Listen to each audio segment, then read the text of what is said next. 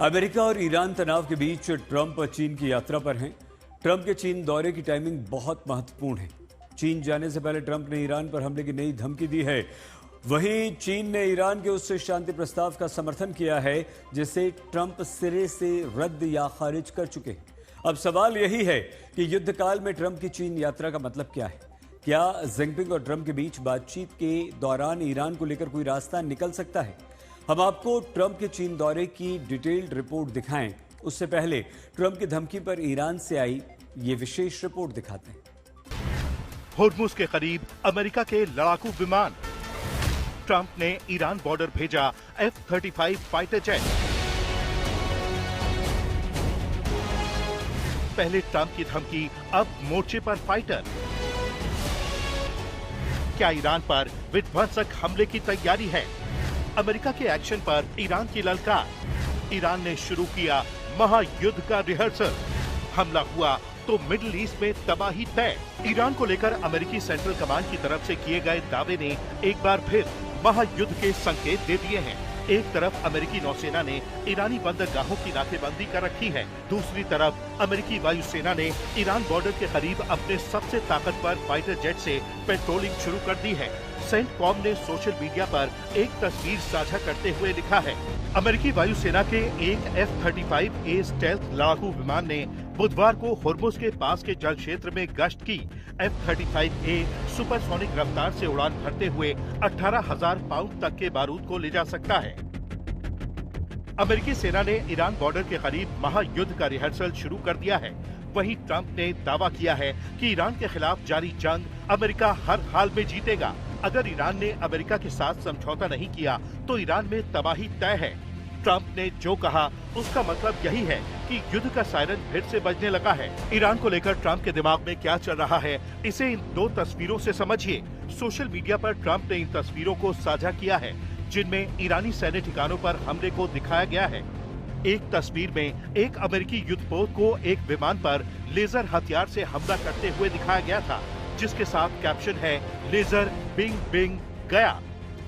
वहीं दूसरी फोटो में अमेरिकी ड्रोन के नीचे ईरानी झंडे वाली नावों पर विस्फोट होते हुए दिखाया गया था, जिसका कैप्शन है, अलविदा तेज रफ्तार वाली नावें। I would call it the weakest right now. After reading that piece of garbage they sent us, I didn't even finish reading it. They said, I'm not going to waste my time reading it. I would say it's one of the weakest right now. It's on life support. They understand. These are all medical people. Dr. Oz, life support is not a good thing. Do you agree? Bad prognostic. I would say the ceasefire is on massive life support, where the doctor walks in and says, Sir, your loved one has approximately a 1% chance. Reports के मुताबिक Iran अपने परमाणु programme और enrich uranium पर समझौता करने को तैयार नहीं है। ईरान का कहना है कि उनका प्रस्ताव व्यवहारिक है और अब फैसला अमेरिका को करना है। अगर अमेरिका उनके प्रस्ताव को स्वीकार करने के बजाय युद्ध को चुनता है तो ईरानी सेना भी अमेरिकी हमले का मुंहतोड़ जवाब देने के लिए तैयार है। बातचीत का मतलब ये नहीं है कि कोई एक पक्ष अपनी मांगों को एक तरफा तौर पर दूसरे पक्ष पर थोपे या दूसरे को उन्हें मानने पर मजबूर करे। जहां तक हमारा सवाल है तो ये किसी हालत में नहीं होगा, कम से कम ईरान के मामले में तो बिल्कुल नहीं। हम अमेरिका की अनुचित मांगों के आगे नहीं झुकेंगे।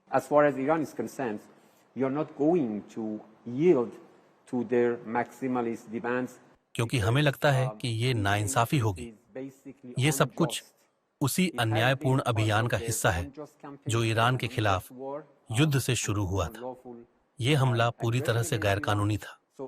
फिलहाल अमेरिका की ओर से घोषणा की गई है कि वो ईरान के प्रस्ताव से सहमत नहीं है, मगर मुझे लगता है कि पाकिस्तानी मध्यस्थों के जरिए हमें मौजूदा स्थिति की बेहतर जानकारी मिल सकती है।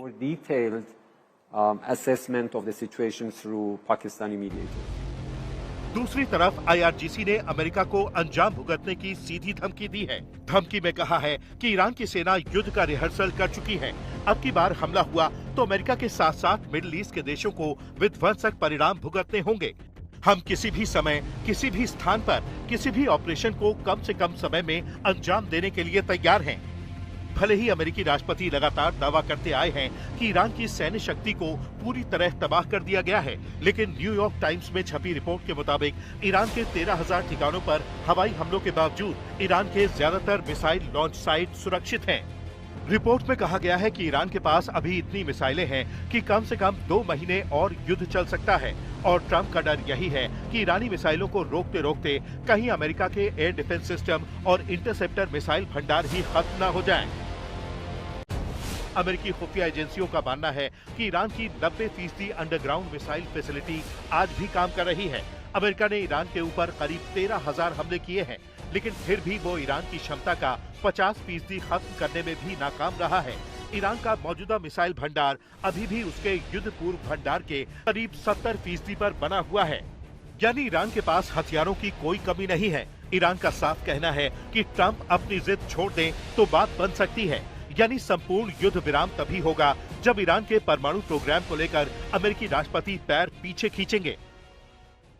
We're in a war because I think you would agree we cannot let lunatics have a nuclear weapon. Do you agree? You know, the leaders are gone. The first set is gone. The second set is gone. Khomeini was gone. And they were pretty evil people. Not pretty evil. They were evil. They killed 42,000 protesters.